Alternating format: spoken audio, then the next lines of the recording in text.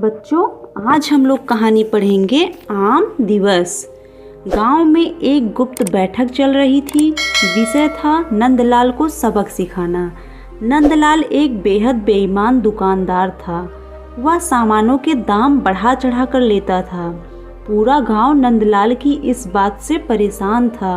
मगर गांव में एक ही दुकान थी। बैठक में एक योजना बनी। योजना के मुताबिक गांव में आम दिवस मनाने का फैसला हुआ। इस दिन सभी लोग सुबह शाम सिर्फ आम खाएंगे। यह बात गांव में चारों ओर फैल गई।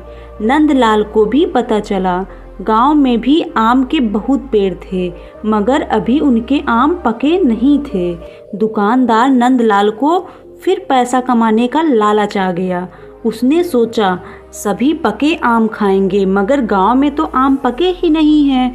मैं बाजार से खूब पके आम खरीद कर लाऊंगा और उसे ऊंचे दाम में बेचूंगा। गांव वाले जाएंगे कहाँ? सभी मुझसे ही खरीद कर खाएंगे। नंदलाल आम दिवस से एक दिन पहले बाजार से पके आम खरीद लाया। आम दिवस के दिन वह सुबह सुबह आम लेकर बेचने बैठ गया। आम देखने कई लोग जमा हो गए। भीड़ देखकर नंदलाल काफ़ी खुश हुआ।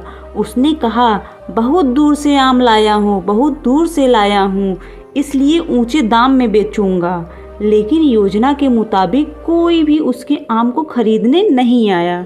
गांव के मुखिया ने कहा, हम आम दिवस अगले सप्ताह मनाएंगे, तब तक हमारे आम भी पक जाएंगे। जब नंदलाल को पता चला तो उसने अपना माथा पकड़ लिया। उसने आम के दाम कम कर दिए। मतलब वो बहुत पछता रहा था और वो आम का दाम कम कर दिया। फिर भी कोई आम खरीदने नहीं आया। उसके आम सड़ने लगे। अब उसे यह बात समझ में आ चुकी थी कि गांव वाले उसे सबक सिखा रहे थे। योजना के मुताबिक उसका एक भी आम नहीं बिका। उसे इस बार जबरदस्त घाटा हुआ।